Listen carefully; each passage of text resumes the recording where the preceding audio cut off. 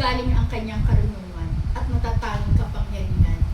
Iba't siyang anak ng karpintero, iba't si Maria ang kanyang ina, at sina Jaime, Jose, Simon at Judas sa kanyang mga kapatid.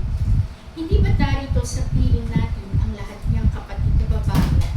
Ano't nangyayari sa kanyang lahat ng ito? At bulag sila tungkol sa kanya. Sinabi naman sa kanila ni Jesus, sa kanyang sariling bayan lamang at sambahayan, hinahamak ang isang propeta.